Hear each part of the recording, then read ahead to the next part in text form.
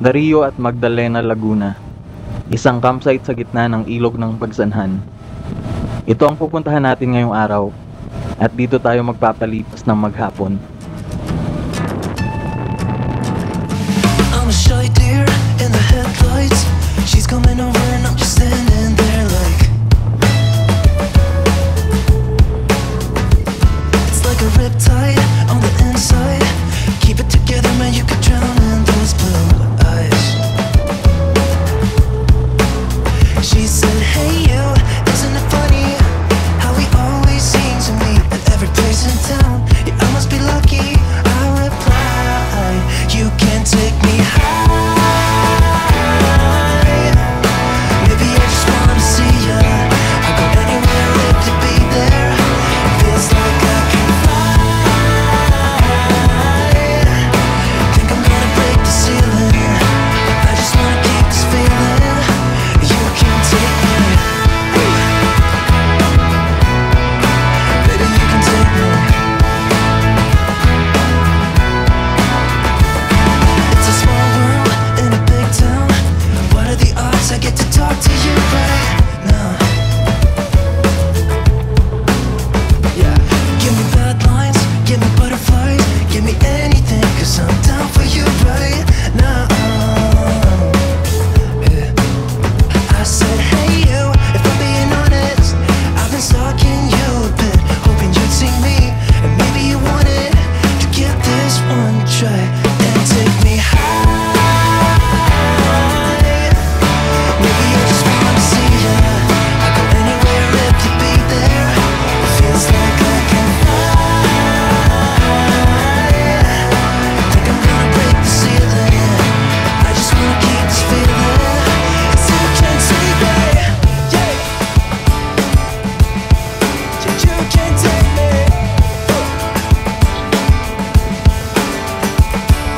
At narito na nga tayo sa bayan ng Santa Cruz. Isang bayan na lang ang pagitan bago natin marating ang Darío at Magdalena.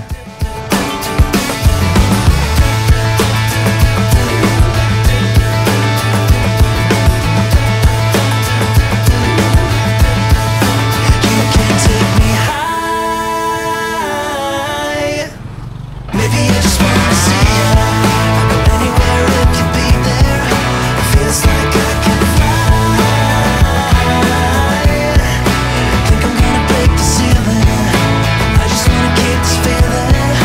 You can take me.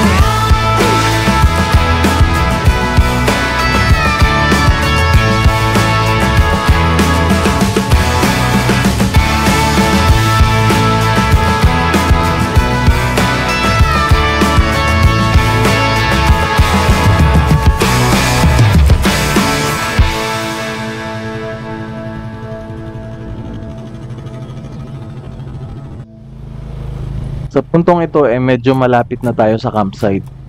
Mula dito ay magkahalong kalsada at rough road ang madadaanan natin. Pero hindi tayo dadiretso sa campsite. Sa mga hindi pa nakakarating dito sa Darío, meron silang waiting spot para sa mga bibisita dito.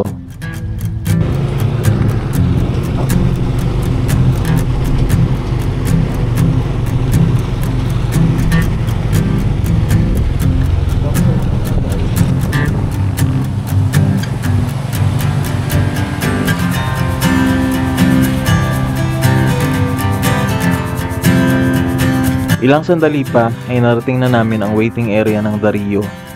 At dito na namin tinagpo si Kuya Josh na mag-guide sa atin papunta sa campsite.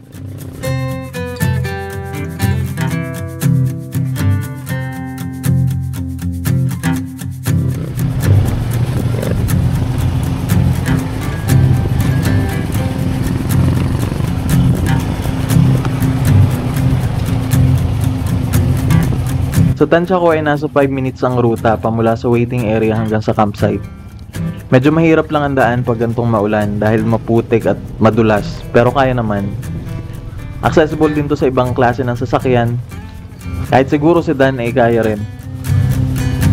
Sa puntong ito ay lumalakas na ang ulan. Ang ganda ng panahon kanina nung umalis kami kaya hindi namin inaasahan na lalakas ang ulan.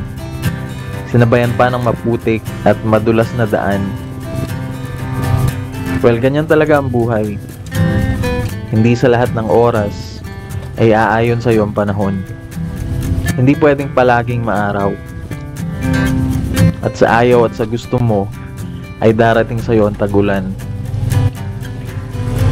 Nakakatuwang isipin na may kasama akong sumusuong sa ulan ngayong araw na ito. Umuulan man, alam kong nasa likod ko ang misis ko. Nag-aalaga, umaalalay, at nagtatanong, Uy, pinasok mo ba yung sinampay? On the outside, looking in, I really wasn't sure what I was getting. Between the highwaves on the sea, waiting for something to get to me. I wasn't sure what I was hoping for, you see. But you act like gravity and you are pulling me. 'Cause you know what I want, babe. You know everything that gets me going. You know what I want, babe. All the little things that I'm not showing. You know what I want, babe. And you know it all before I do it. You know what I want, babe. You know what I need before I show it. I saw a fire from the sea. I didn't know what it was telling me. Like Robert Zimmerman singing a song. Just gotta keep on keeping on. I really wasn't sure what I was hoping for, but you knew everything you've done this all before. You know what I want, babe. You know everything that gets me going. You know what I want, babe. All the little things that I'm not showing. You know what I want, babe. And you know it all before I do it. You know what I want, babe. You know what I need before I show it. I can really sense that all the things been happening is no coincidence. 'Cause you know what I need, yeah. You know what I want, babe. And you know everything that gets me going. You know what I want, babe. All the little things that I'm not showing. You know what I want, babe. And you know it all before I do it. You know what I want, babe. You know what I need before I show it. You know what I want, babe. You know what I want. You know what I want. You know what I want, babe. But you knew everything you've done this all before. You know what I want, babe. You know everything that gets me going. You know what I want, babe. All the little things that I'm not showing. You know what I want, babe. And you know it all before I do it. You know what I want, babe. You know what I need before I show it. I can really sense that all the things been happening is no coincidence. 'Cause you know what I need, yeah. You know what I want, babe. And you know everything that gets me going. You know what I want, babe. All the little things that I'm not showing. You know what I want, babe. And you know it all before I do it. ilang minuto lang ay narating na nga namin ang campsite. Halos 5 hektarya ang campsite na ito sa gilid ng ilog ng Pagsanhan. Kung hindi ako nagkakamali, ay may 3 camp area dito sa Darillo. At Camp 1 ang pinakamalapit sa CR at sa common kitchen ng campsite. Kaya dito na kami sa Camp 1 magse-set up.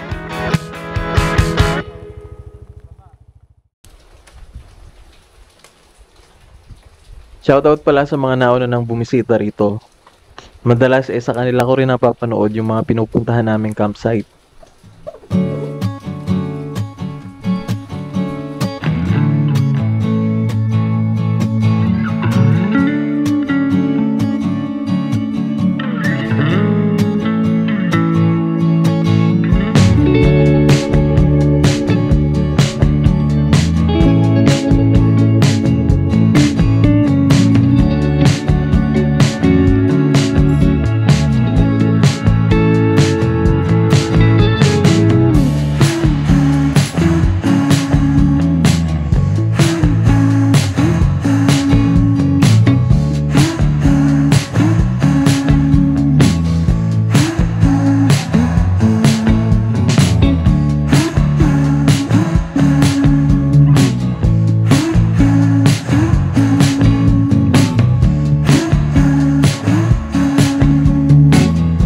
Hindi rin nagtagal ay tumila na rin ang ulan.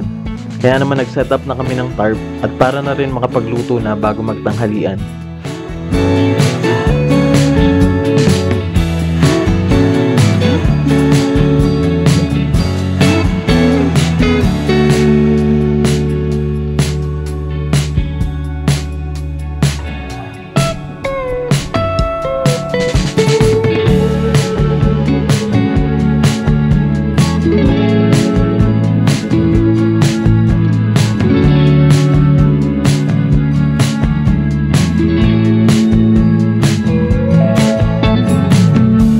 Ito ang mahirap sa gantong klase ng campsite.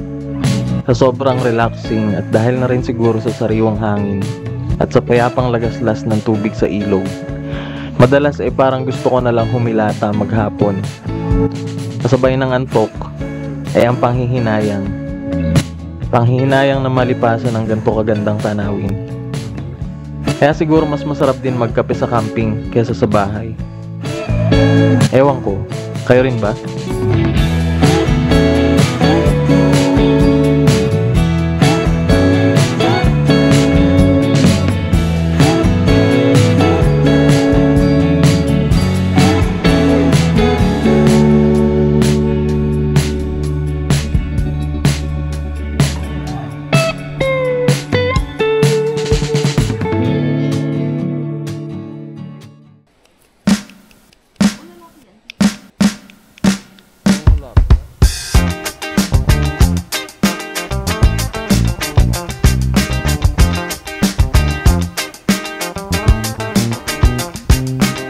Katapos maalimpungatan sa kape, ay nagluto na kami ng tanghalian.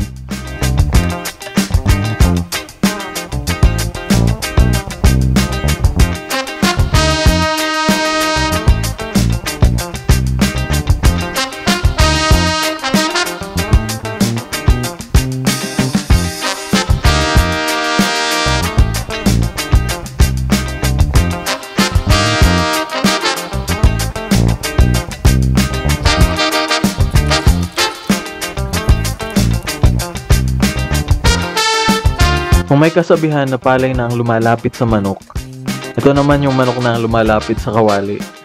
Magtinola na lang kaya tayo. Shoutout pala sa Dario, hindi po namin kinuha yung manok.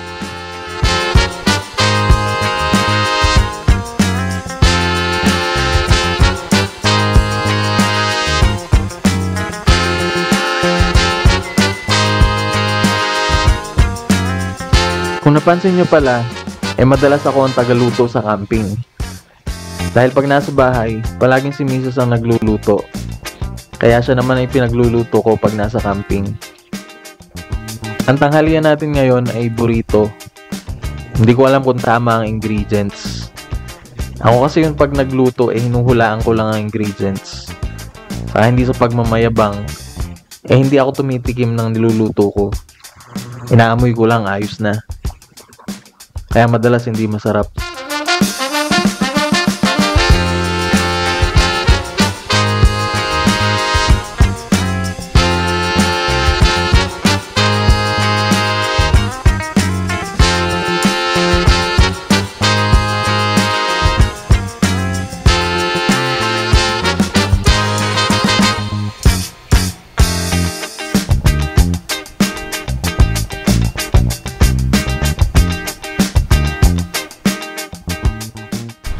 Pagkatapos kumain, ay sinulit na namin ang stay namin dito at naglakad-lakad. Ito na nga pala ang huling day camp natin. Sa mga susunod na episodes, ay mag-i-stay na tayo ng mas matagal sa campsite. Ito ang isa sa mga bagay na na-realize namin sa mga biyahe namin. Parang hindi kasya ang isang maghapon para makapagpahinga at makapag-recharge. Madalas ay parang break-even lang ang pahinga at ang pagod. Kaya sa mga susunod na episode ay lulubos-lubusin na natin. Samahan nyo kaming maghintay ng paglalim ng gabi at pagsikat ng araw sa mga susunod na episodes. Kung nandito ka pa rin sa dulo ng video, muli ay salamat kaibigan. Sana may napulot ka.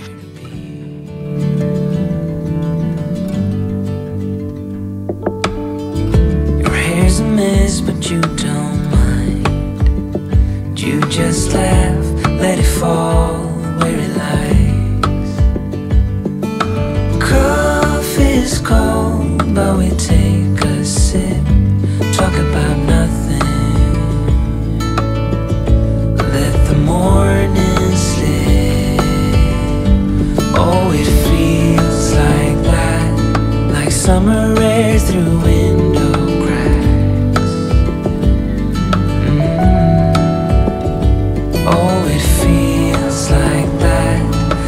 Summer sun on quiet tracks.